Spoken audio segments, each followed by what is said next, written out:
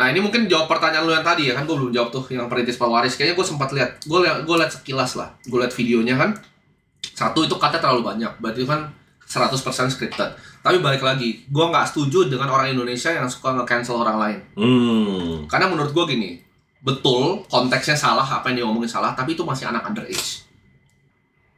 Itu masih anak kecil gitu loh. Jadi jangan dibully lah. Gitu. Dibulinya itu menurut gue nggak tepat. Tapi siapa yang dibalik anak ini nih? Karena gini, balik lagi, gue belum pernah ketemu anaknya, ya kan? Cuman dia adalah datang di salah satu podcast, ngobrol sama orang, dan gue lihat gitu loh, anak ini gitu. Kan dari podcast biasa bisa kelihatan kan? Satu, jumlah podcast itu banyak kan di-cut. Kalau diperhatikan, podcastnya itu di-cut. Jadi ada yang pintar-pintar beneran, ada yang pintar-pintar dibikin. Ini yang harus dibedain ya. Misalnya Bro Kakak, dia tuh pintar beneran, dia bisa bikin research paper gitu loh. Dia mau bikin strategi itu dibikin research paper ya beneran, ada papernya gitu loh. Pintar beneran, dari bawaan lahir pintar. SD itu udah olimpiade segala macam, memang pintar. Nah ada yang dibikin-bikin nih pinternya nih. Ya kan zaman sosial media sekarang. Nah pertanyaannya siapa yang bikin seperti ini? Karena jawabannya tuh nggak natural. Contoh, misalnya di sekolah nih, pulang les ya kan, malam meetingin bisnis, masa sih? Kan itu saya kasihan anaknya. Gue kasihan anaknya karena itu pasti masih mau main.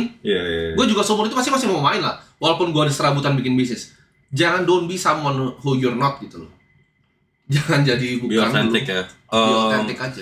Kalau di segi streamer, influencer belakangan ini soalnya kan banyak yang mau jadi streamer atau mau jadi influencer. Gue bilang lu kalau mau jadi streamer umur 18, gue tuh bisa di titik ini, gue perlu dilaperin dulu sama Tuhan, di-humble dulu, tidur kelaparan, habis itu mesti ke Purwokerto dulu, gue kuliah di Purwokerto kan. Di Jawa habis itu mesti beradaptasi sama mereka biar nggak songong kayak gimana, habis itu gue mesti dapat beasiswa, ngeliat, alhamdulillah kemarin ke Eropa, ngeliat Eropa.